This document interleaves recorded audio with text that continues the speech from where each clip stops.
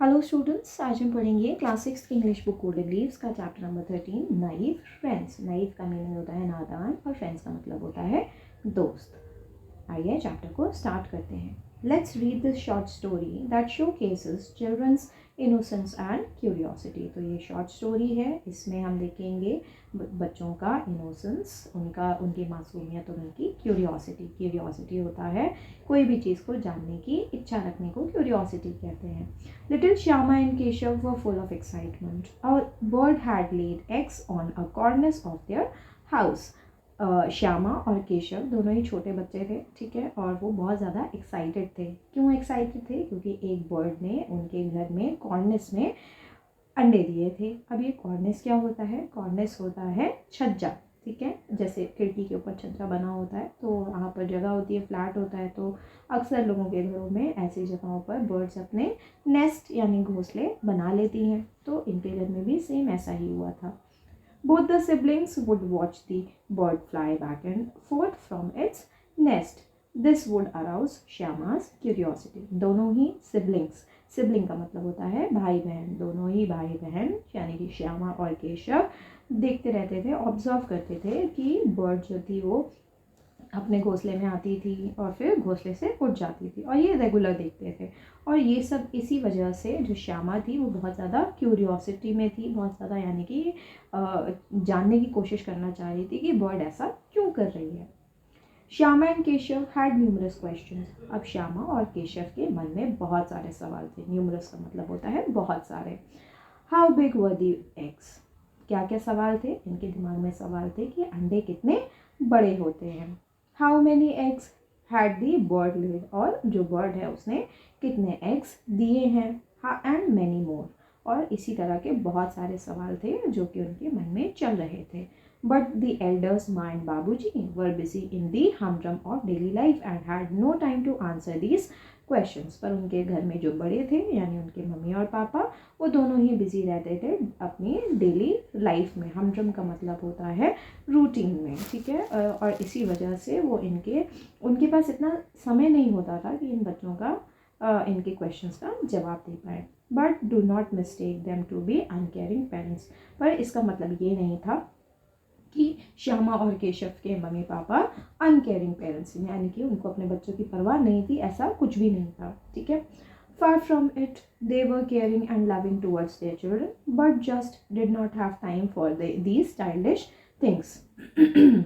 अब इसके अलावा जो पेरेंट्स थे वो बहुत ज़्यादा केयरिंग भी थे और इन दोनों को बहुत ज़्यादा प्यार भी करते थे, दोनों बच्चों को। पर क्योंकि उनके पास टाइम नहीं था और उनके पास इन छोटे बच्चों की चाइल्डिश चीज़ों का यानी बचकानी चीज़ों के का जवाब देने का समय नहीं था।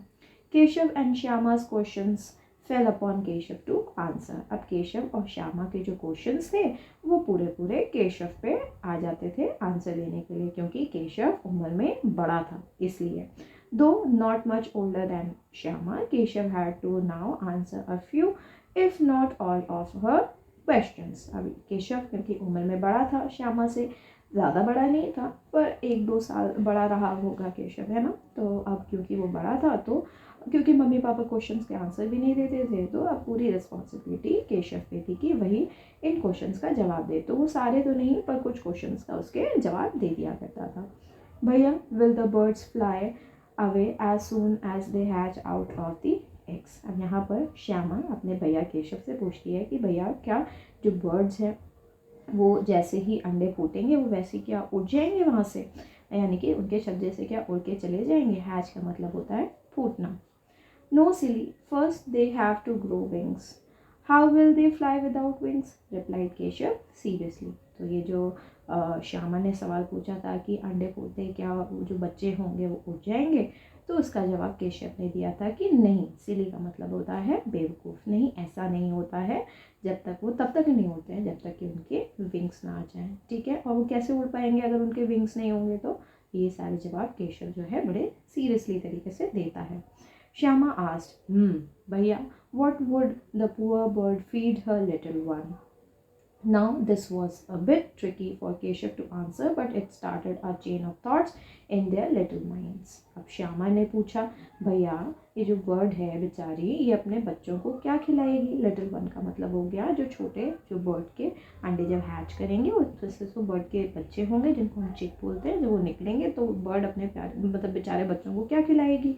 अब इस क्वेश्चन के बाद, ये एक ट्रिकी क्वेश्चन था केशव के लिए, और इस क्वेश्चन के बाद केशव के भी दिमाग में चेन ऑफ थॉट्स यानी कि सवाल पे सवाल जो थे वो आने शुरू हो गए। उसके दिमाग में भी चीज़ें चलने लग गई कि क्या होता होगा।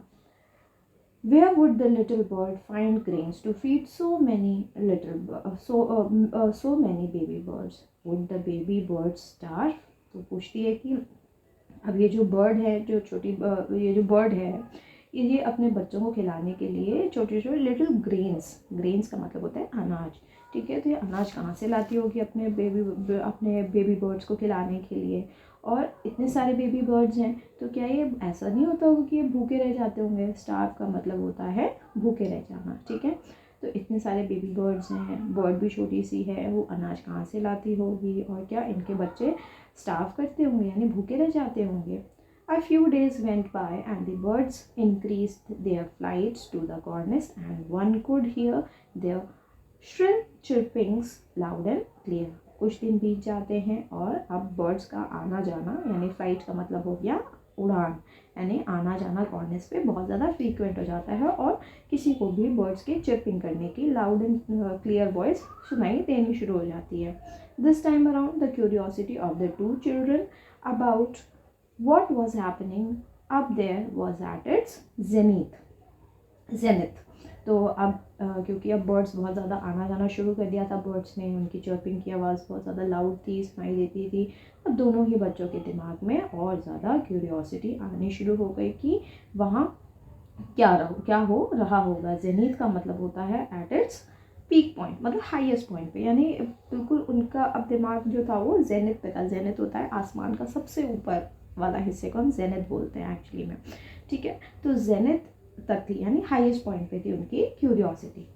They thought of taking the matter in their own hands and decided that they surely would not let the bird starve and give them a comfortable living.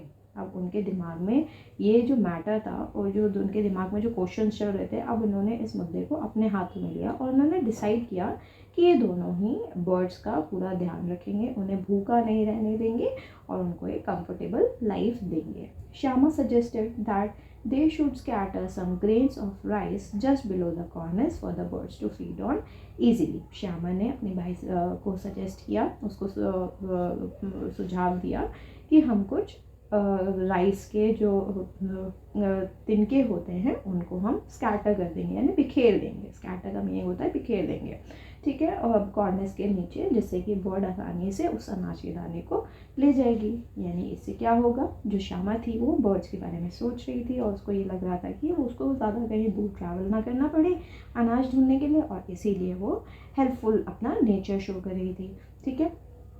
That way it wouldn't have to fly far to look for grains। और इस तरह से ऐसा करने से क्या होगा, जो बर्ड होगी वो उसको दूर नहीं जाना पड़ेगा अनाज ढूंढने के लिए। Keshav added, the birds would be so hot up there, let us keep a bowl of water for them and a covering to protect them from the hot rays of sun। Keshav add करता है, केशव कहता है कि जो birds हैं इनको ऊपर बहुत ज़्यादा गर्मी भी लगती होगी, तो एक काम करते हैं, हम एक बाउल ऑफ वाटर यानी कि पानी से भरा हुआ एक कटोरा टाइप का रख देते हैं, जिससे कि ये पानी भी पी सकते हैं, और इनके ऊपर एक कवरिंग लगा देते हैं यानी शेड लगा देते हैं, जिससे कि इनको सूरज की जो तेज़ किरणें हैं, रोशनी है, उससे दिक्कत ना आए। Hearing the plan, Shyama's eyes danced with excitement and the naive friends started to procure things to fulfill their plan. अब ये प्लान सुन करके, अब ये जो प्लानिंग चल रही थी केशव के दिमाग में, ये सुन करके श्यामा की आंखें जो थी वो बहुत ज़्यादा डांस करने लग जाती, यानी मेनली वो बच्ची जो थी वो एक्साइटेड थी ये सारी चीज़ें सोच करके, क्योंकि अब उसके हाथ में था कि उसको बहुत सारी चीज़ें करने को मिलेंगी, ठीक है। और ये दोनों ही नाइव फ्रेंड्स, नाइव का मतलब हो गया वही नादान, ठीक है, दोनों ही नादान थे और नादानी में एक केयरिंग नेचर शो करते हुए बर्ड्स के प्रति ये सारी ही चीज़ें कर रहे थे। और ऐसी जो भी सामान चाहिए था प्लान के लिए, ठीक है, वो सब ढूंढने में लग जाते हैं, यानी वो सारा ही सामान इकट्ठा करने में जुट जाते हैं दोनों ही। Shyama sleathily entered the kitchen and filled her little hands with grains of rice from the clay pot. अब श्यामा चुपचाप, sleathily का मतलब होता है चुपचाप, किचन में घुसती है और अपने हाथों को भर लेती है राइस ग्रेन से, यानी कि राइस के दानों से। कहाँ से लेती है राइस के दाने? Clay pot. क्ले पॉट हो गया यानी कि मिट्टी का बर्तन जिसमें उसके घर में चावल रखे जाते थे। Keshav took the stone bowl filled with oil, emptied it and scrubbed it clean and then filled it with water. Keshav एक स्टोन का बाउल लेता है, यानी कि मिट्टी का एक बाउल लेता है जिसमें कि दिया जलता होता है, ठीक है, तो उस दिए में ऑयल होता है, तो उसको हटाता है वहाँ से, एम्प्टी करता है और फिर उसको साफ करके उसमें पानी भर देता है। Now the problem before the two noble souls was to fix the cloth for the birds to have some shade. अब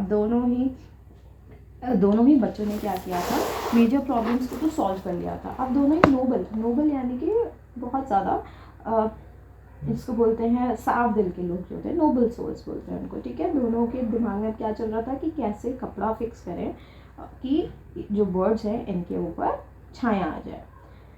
There was no support for the cloth to be held as a roof. अब क्योंकि वहाँ पर कोई भी support नहीं था कि उसके ऊपर वो लोग कपड़ा लगा पाते।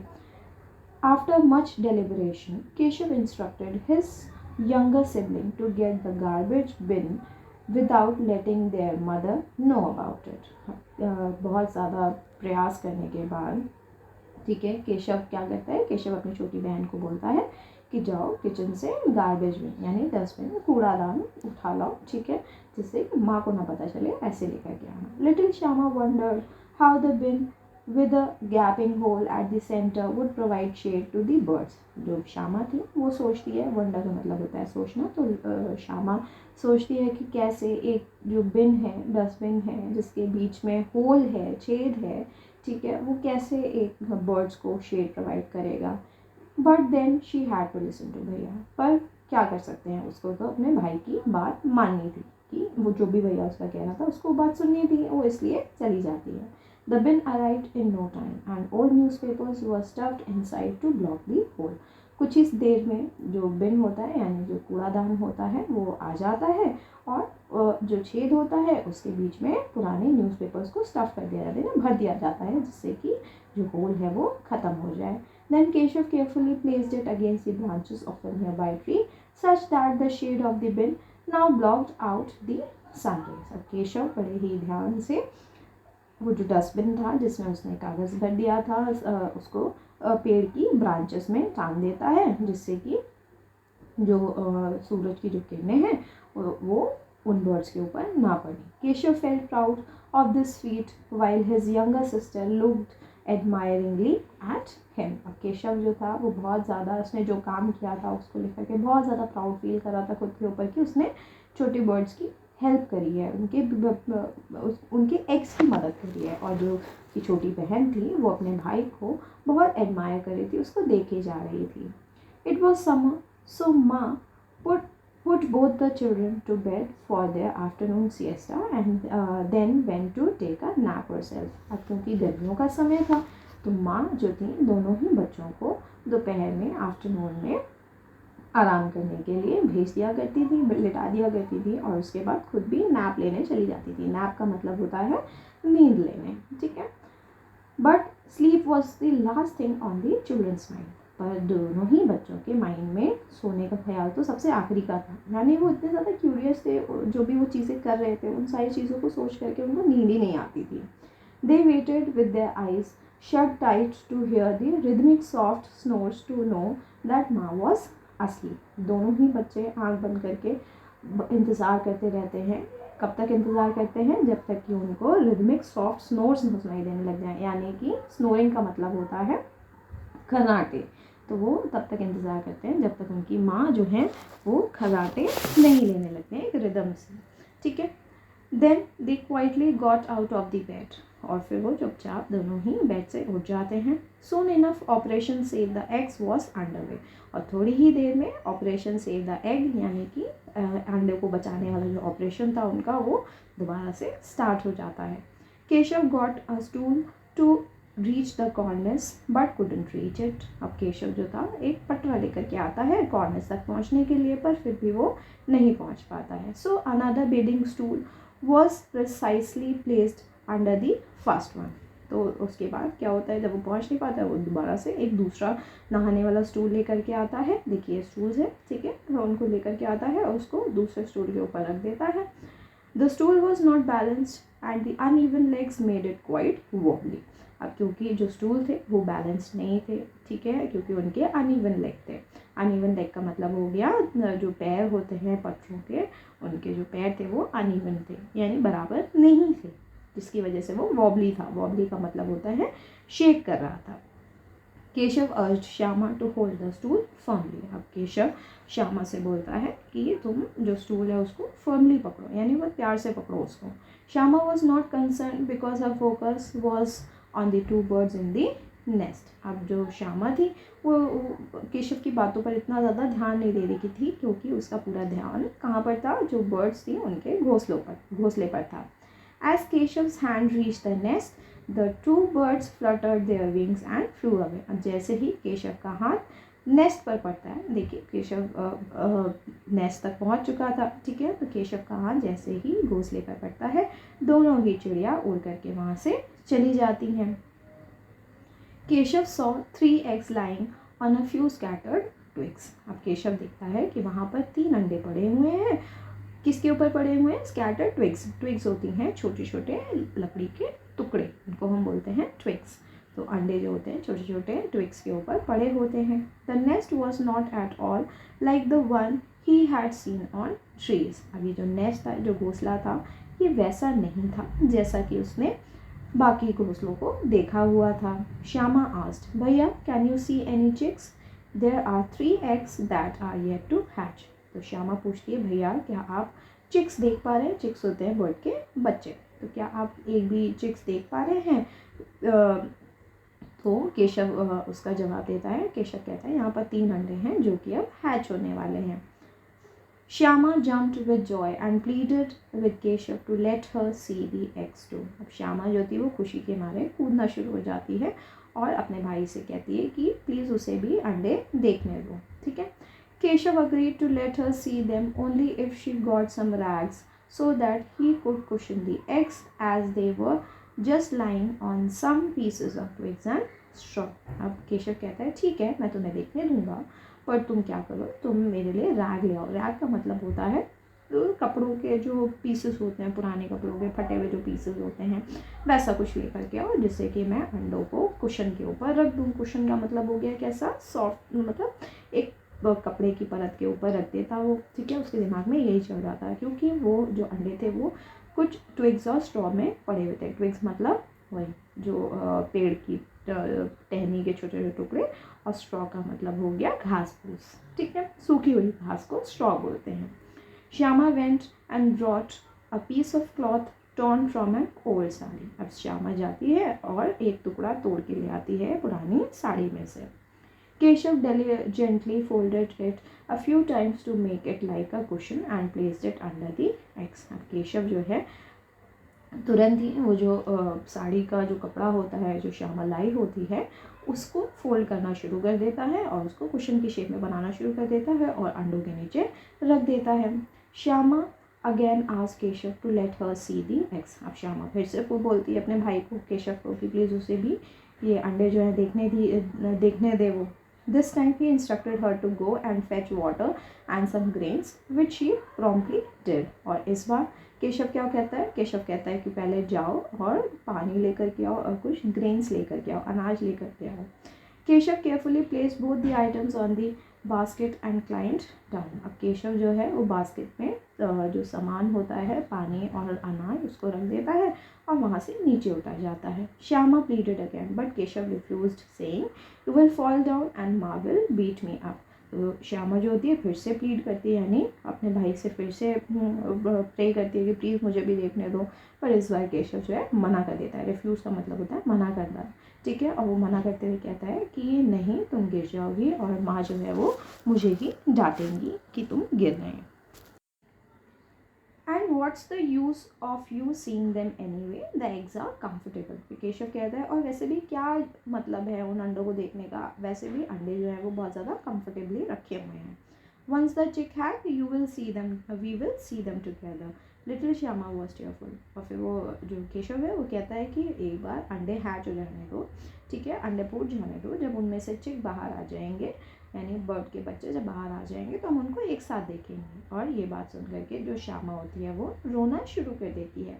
Suddenly the door open and माँ केम आउट, और तभी अचानक से डोर ओपन होता है, घर का दरवाज़ा खुलता है और माँ बाहर आ जाती हैं। She gave an earful to them both and dragged them to their beds. और इस बार माँ क्या करती हैं, माँ उनको बहुत बातें सुनाती हैं। ईयरफुल का मतलब हो गया बहुत ज़्यादा बातें सुनाती हैं दोनों को ही, और घसीट करके उनको उनके बिस्तरों पे लिटा देती हैं सुलाने के लिए। Tired with excitement this time they fail asleep, और क्योंकि अब वो थक चुके होते हैं एक्साइटमेंट से, और इस बार वो सो जाते हैं। Around 4 o'clock Shyama woke up with a start and ran out to look up at the cornice। अब क्योंकि शाम का 4 बजे के आसपास का समय होता है, श्यामा उठ चुकी होती है, वो तुरंत दौड़ के जाती है कॉर्निस में देखने के लिए कि क्या हो रहा है वहाँ पर। Immediately she came back at the room and woke Keshav up saying, "भैया, the eggs have hatched, the chicks have flown away." तभी वो तुरंत ही आती है वापस दौड़ती हुई कमरे में और अपने भाई को जगाती है और कहती है, भैया जो अंडे हैं वो हैच हो चुके हैं और जो उसमें से जो बच्चे निकले थे, चिक्स निकले थे, वो उड़ के जा चुके हैं। Keshav came out running and saw the eggs lying broken on the floor and the bowl of water unturned। और फिर ये बात सुन करके केशव जो है वो दौड़ा दौड़ा बाहर आता है और वो देखता है कि जो अंडे हैं वो ज़मीन पर, फ्लोर पर, ठीक है, लाए कर रहे हैं, यानी ब्रोकन पड़े हुए हैं, टूटे हुए पड़े हुए हैं, और जो बाउल था पानी वाला वो उल्टा पड़ा हुआ है। वेयर डिड द चिक्स गो, आज श्यामा। अब श्यामा पूछती है कि जो चिक्स हैं वो कहाँ गए, यानी जो बर्ड के बेबीज थे वो कहाँ गए। Can't you see they are broken, they would have turned into chicks in a few days, said Keshav sadly. अब केशव कहता है तुम्हें दिख नहीं रहा है कि अंडे टूटे हुए हैं, ठीक है, और फिर वो बोलता है कि वो कुछ ही दिन में वो चिक्स बन जाते हैं, यानी कि यहाँ पर अंडे फूट चुके थे। केशव जानता था कि अंडे फूट चुके हैं, ठीक है, और अब उनमें से कोई भी चिक्स नहीं निकलेंगी। और वो ये बात सुनकर और ये बात बोलते हुए बहुत दुखी हो जाता है। सडनली दे हर्ड माँ सेइंग, तभी उनको आवाज़ आती है माँ की, the two of you are out in the sun again, तुम दोनों ही दोबारा से बाहर धूप में आ गए। This time Shyama ran to her mother and complained that भैया hadn't cushion the eggs properly and so they fell down and broke. और इस बार श्यामा अपनी माँ के पास दौड़ के जाती है, कंप्लेन करती है कि देखो भैया ने सही से कुशन नहीं लगाया था अंडों पे, और इसी वजह से जो अंडे थे वो नीचे गिर गए और टूट गए। Mother was very angry. अब माँ ये बात सुन करके बहुत गुस्सा हो जाती हैं। She said, Keshav you are a big boy, कहती हैं केशव से, केशव तुम बड़े हो चुके हो। Don't you know that if you touch birds eggs, the birds themselves drop the eggs and destroy them। बोलती है क्या तुम्हें ये बात पता नहीं थी, तुम इतने बड़े हो चुके हो, क्या तुम्हें ये बात नहीं पता थी कि जो बर्ड्स होती हैं उनके अंडों को नहीं छूना चाहिए, ठीक है, और अगर तुम उनको छूते हो तो बर्ड्स क्या करती है, बर्ड्स खुद से ही उन अंडों को गिरा देती हैं, ठीक है। Look what your childishness and ignorance had led to, देखो तुम्हारी ये जो बचकानी हरकत थी और जो इग्नोरेंस था तुम्हारा, यानी तुम्हारा ध्यान ना देने वाला बिहेवियर था, इसकी वजह से क्या हो गया। Tears welled up in Keshav's eyes as he murmured, अब जो केशव था उसकी आंखों से आंसू आ रहे थे और वो मर्मर कर रहा था। मर्मर का मतलब होता है धीरे धीरे रोते हुए बोल रहा था। I was only trying to protect and question them.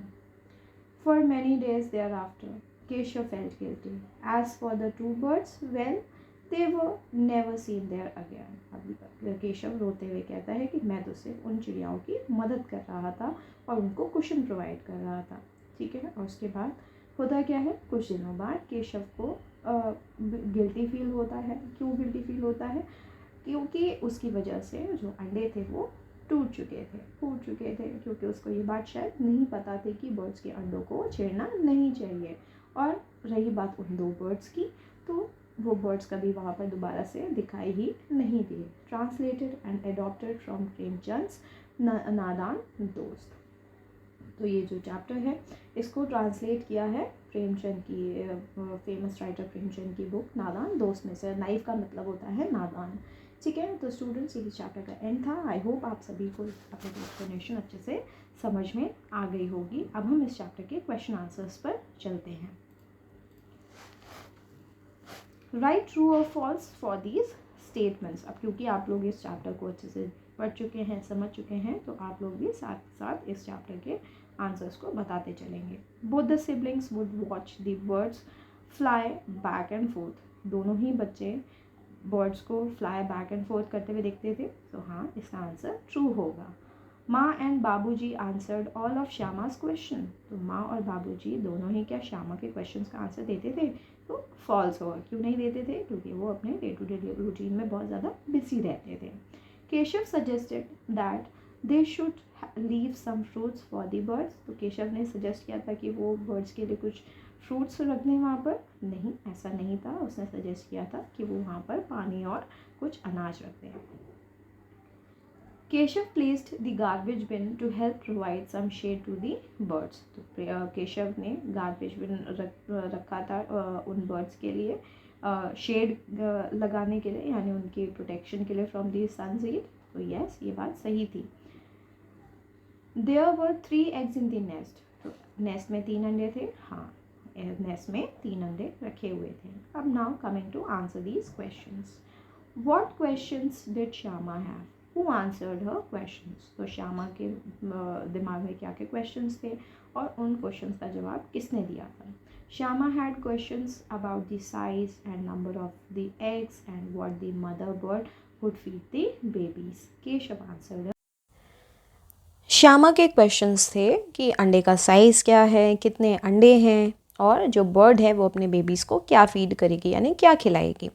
और इन सभी जब क्वेश्चंस का आंसर केशव ने दिया था।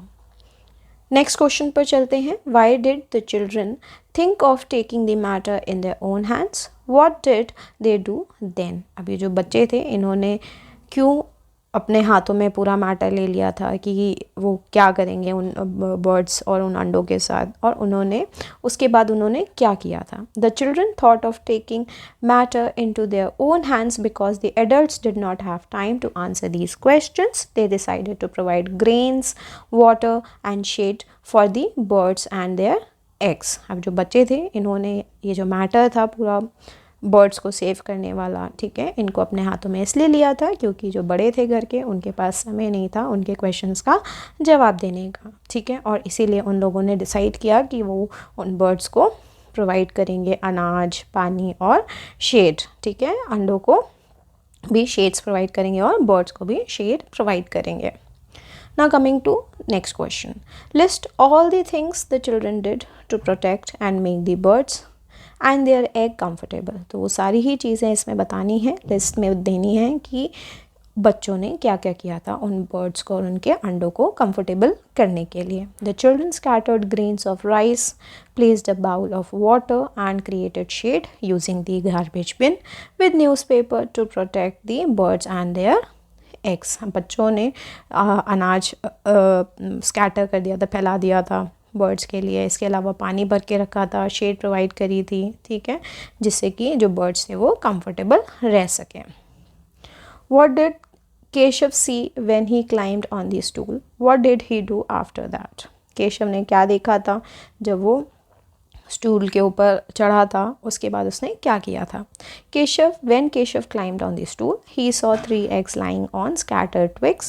He then tried to cushion the eggs with a piece of cloth torn from an old sari. अब केशव जो था, जब वो स्टूल पर चढ़ करके देखता है तो वहाँ देखता है कि 3 अंडे जो हैं वो पड़े हुए हैं ट्विक्स के ऊपर, यानी लकड़ी के टुकड़ों के ऊपर पड़े हुए हैं। तो वो डिसाइड करता है कि उन अंडों को वो कुशन प्रोवाइड करेगा, और वो कुशन प्रोवाइड करता है साड़ी के टुकड़े को फाड़ करके।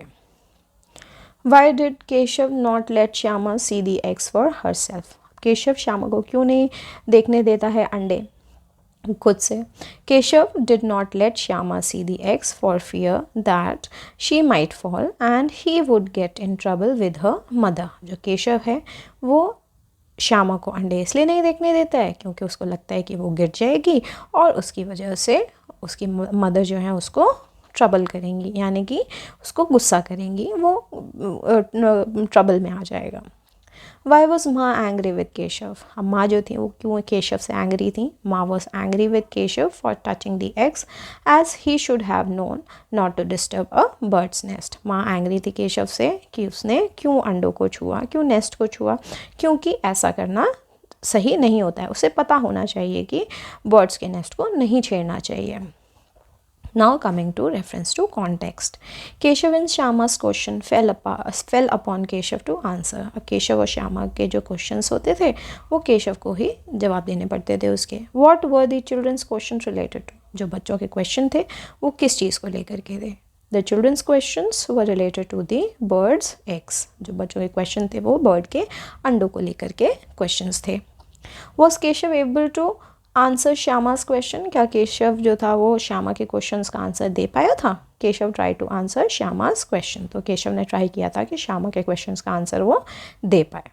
Y couldn't the adult answer their questions? अब जो एडल्ट थे उनके घर में यानी उनके मम्मी पापा क्यों उनके क्वेश्चंस का आंसर नहीं दे पाते थे? The adults could not answer their questions due to being busy with daily life. अब जो बड़े थे घर के वो क्वेश्चन का आंसर इसलिए नहीं दे पाते थे क्योंकि वो अपने डेली लाइफ में बहुत ज़्यादा बिजी रहते थे।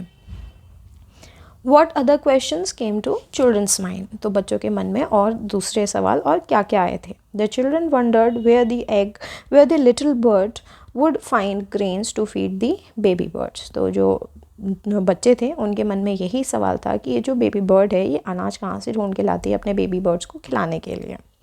Where did the chicks go? अब जो चिक्स थे वो कहाँ चले गए थे? Who said this to whom? Shyama said this to Keshav. तो ये बात किसने कही थी और किससे कही थी? श्यामा ने कही थी केशव से। What happened to the chicks? Chicks के साथ क्या हुआ था? The chicks were never seen because the eggs had fallen and broken. अब चिक्स जो थे वो कभी भी दिखाई नहीं दिए क्योंकि जो अंडे थे वो गिरे थे और टूट चुके थे। Earlier, what had made the eggs comfortable? पहले जो अंडे थे उनको किस चीज़ की वजह से कंफर्टेबल हुए थे वो? तो earlier the cloth cushion made the eggs comfortable. जो क्लॉथ कुशन था उसकी वजह से ही जो एग्स थे वो कंफर्टेबल हुए थे।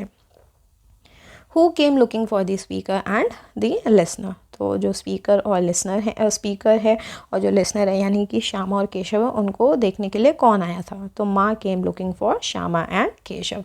माँ आई थी दोनों बच्चों को ढूंढते ढूंढते। ठीक है। Now coming to answer these questions. Illustrate with examples the gentle nature of Keshav and Shyama. तो हमें एग्जाम्पल दे करके बताना है कि कैसे हम ये देख सकते हैं कि केशव और श्यामा उनका जेंटल नेचर था यानी केयरिंग नेचर था मेनली। केशव आंसर में लिखेंगे, केशव का पहले एक बार बताएंगे फिर हम श्यामा का बताएंगे। तो केशव का जो नेचर था वो कैसा था? जेंटल था, उनका एग्जाम्पल देना है। ठीक है। He patiently answered Shyama's questions, showed concern for her safety and try to question the eggs to protect them. तो जो केशव था वो श्यामा के क्वेश्चंस को आंसर करता था। ठीक है। इसके अलावा जो बर्ड्स थे उनकी सेफ्टी के लिए उसने कुशन भी लगाया था प्रोटेक्ट करने के लिए। ठीक है। वो किस तरह से पड़े हुए थे उसको वो कंसर्निंग लगा। तो ये सारी चीज़ें केशव ने करी थी। श्यामा ने क्या किया था? Shyama displayed excitement and curiosity, suggested ways to help the birds and showed emotional sensitivity towards the wellbeing of eggs. जो श्यामा थी उसने एक्साइटमेंट शो करी थी, क्यूरियोसिटी शो करी थी। इसके अलावा उसने सुझाव दिए थे कि किस तरीके से वो बर्ड्स को मदद कर सकते हैं। इससे हमें पता चलता है कि जो श्यामा है वो इमोशनली सेंसिटिव थी towards birds. Did Keshav do the right thing by trying to keep the eggs in more comfortable position? Why और वाई नॉट? तो क्या केशव ने सही चीज़ करी थी बर्ड्स के जो एग थे उनको कंफर्टेबल पोजीशन में रख के? क्यों और क्यों नहीं? तो Keshav's intentions were good but he touched the eggs causing harm. he did not do the right thing, as interfering with bird eggs can lead to abandonment by the mother bird. तो केशव की जो इंटेंशन थी कि bird को comfortable environment provide किया जाए, उसकी intentions तो बहुत अच्छी थी, ठीक है, उसके मन में तो बहुत अच्छे अच्छे वो आइडियाज़ थे कि वो बर्ड के लिए ऐसा करे वैसा करे, पर उसको जो अंडे थे वो टच नहीं करने चाहिए थे, जिसकी वजह से अंडे जो थे वो फूट गए थे, ठीक है। उसने सही चीज़ नहीं करी थी उन अंडों को छेड़ करके, क्योंकि जो बर्ड के एग्स होते हैं अगर उनको हम टच करते हैं या कुछ भी करते हैं तो जो मदर बर्ड होती है वो उन अंडों को तोड़ के वहाँ से चली जाती है, अबैंडन कर देती है, यानी कि उनको अकेला कर देती है, ठीक है। आगे चलते हैं नेक्स्ट क्वेश्चन पर। The children had good intentions. Nonetheless, they ended up causing harm to the bird's eggs. What could they have done differently? तो जो बच्चे थे उनकी इंटेंशंस तो अच्छी थी, ठीक है, पर एंडिंग में क्या हुआ, बर्ड के जो अंडे थे वो हार्म हो चुके थे, ठीक है। तो वो ऐसा क्या अलग करते कि वो अंडों को सेव कर पाते। The children could have observed from a distance, researched bird behavior, or sought guidance to ensure the bird's safety without direct interference. तो जो बच्चे थे वो उन अंडों को दूर से देख सकते थे, उनके बिहेवियर को देख सकते थे, रिसर्च कर सकते थे कि वो ऐसा क्यों बिहेव करते हैं। इसके अलावा वो गाइडेंस ले सकते थे, यानी किसी से पूछ सकते थे, जिससे कि वो बर्ड्स की जो सेफ्टी है वो हार्म ना हो। Did you know about this trait of birds regarding their eggs? If yes, who told you about it? तो क्या आप जानते हैं बर्ड्स के इस बिहेवियर के बारे में कि बर्ड्स जो हैं वो अपने एग्स ऐसे गिरा देती हैं अगर उनको डिस्टर्ब किया जाए तो। अगर आप जानते थे तो आपको ये बात कहाँ से पता थी? तो no, I did not know about this trait of birds regarding their eggs. तो हम आंसर में लिखेंगे नहीं, मुझे नहीं पता था कि बर्ड्स का ऐसा बिहेवियर होता है अपने अंडों के प्रति। Coming to fifth question, if you were in the place of Keshav and Shyama, what would you have done? अगर आप केशव और श्यामा की जगह होते तो आप क्या करते? If I was in the place of Keshav and Shyama, I would have observed the birds from a distance and would have placed grains and water and not touched them. तो आंसर में लिखेंगे अगर मैं केशव और श्यामा की जगह होती या होता तो मैं बर्ड्स को दूर से ऑब्जर्व करता और इसके अलावा मैं उनको ग्रेन्स प्रोवाइड करता, पानी भी रखता, पर मैं उनको टच नहीं करता। तो आंसर इस तरीके से आप लिख लेंगे। Now coming to sixth question, what is the author trying to tell us through this story? तो ऑथर हमें इस स्टोरी के थ्रू क्या बताने की कोशिश कर रहे हैं? The story showcases children's innocence, curiosity and good intentions, but also the importance of understanding nature and respecting the boundaries of animals. तो इस स्टोरी में हमें बच्चों का इनोसेंस के बारे में पता चलता है, क्यूरियोसिटी के बारे में पता चलता है, ठीक है। इसके अलावा उनकी जो गुड इंटेंशंस हैं, उनकी जो गुड बिहेवियर है जो दूसरों के प्रति वो रखते हैं कि हम ऐसा करते हैं उसके साथ अच्छा करते हैं, तो अच्छा रखने की जो भावना होती है वो भी इसमें दिखाई दी है हमें, ठीक है। बट हमें ये भी समझना ज़रूरी है इस चैप्टर के थ्रू कि हर एनिमल का अपना एक नेचर होता है, उसकी जो बाउंड्रीज़ हैं उसको हमें रेस्पेक्ट करना चाहिए। जैसे कि अगर हमारे यहाँ पे अचानक से हमारे घर में कुत्ता घुस जाएगा, कोई स्ट्रे डॉग घुस जाएगा, तो क्या हमें अच्छा लगेगा? नहीं अच्छा लगेगा, हम उसे ऑब्वियसली बातें भगा देंगे, ठीक है। इसी तरीके से हमें भी जो स्ट्रे डॉग है उसकी बाउंड्रीज़ को नहीं वो करना चाहिए, डिस्टर्ब नहीं करना चाहिए, उसके नेचर को, उसको परेशान नहीं करना चाहिए। अगर हम परेशान करेंगे तो वो हमें काटेंगे। सिमिलरली ऐसे ही यहाँ पर भी हमें यही सीखने को मिला कि जैसे उन बच्चों ने बर्ड के नेस्ट को छेड़ा, उनके अंडों को छेड़ा, उसकी वजह से क्या हुआ, जो बर्ड्स थे उनकी जो बाउंड्रीज़ थी, ठीक है, वो हार्म हुई और इसकी वजह से जो अंडे थे वो बर्ड तोड़ करके वहाँ से चली गए।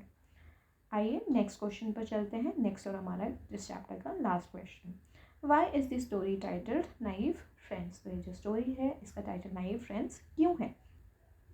The title Naive Friends suggests the innocence and lack of experience of the children, highlighting their well-meaning but inexperienced approach which led to unintended consequences. तो इस चैप्टर का टाइटल Naive Friends इसलिए है जिससे कि हमें ये पता चलता है कि यहाँ पर जो बच्चे हैं वो इनोसेंट हैं, यानी कि बहुत नादान हैं, उनके पास एक्सपीरियंस की कमी है, ठीक है। और इसमें ये भी हाईलाइट किया गया है कि बच्चे जो हैं वो करना तो अच्छा चाहते हैं दूसरों के प्रति यानी बर्ड के प्रति करना तो अच्छा चाह रहे थे, पर उनकी जो अप्रोच थी, क्योंकि वो नादान थे, इसकी वजह से जो लास्ट में जो अंडे टूटे वो इसी वजह से टूटे, क्योंकि वो अच्छा करना चाह रहे थे पर उन्हें कुछ नेचर पता नहीं था बर्ड्स के बारे में, और सो इसीलिए ये सारे कॉन्सिक्वेंसेस यहाँ पर हमें देखने को मिले। स्टूडेंट्स, आई होप आपको चैप्टर का मीनिंग बहुत अच्छे समझ में आ गया होगा, क्वेश्चन आंसर्स भी आपने अच्छे से लिख लिए होंगे। तो ये इस चैप्टर का एंड था। आई होप आप लोगों को चैप्टर की एक्सप्लेनेशन अच्छे से समझ में भी आ गई होगी। वीडियो पसंद आई हो तो वीडियो को लाइक करें, चैनल को सब्सक्राइब करें और अपने सभी फ्रेंड्स तक इस चैप्टर की एक्सप्लेनेशन को ज़रूर शेयर करें। Thank you.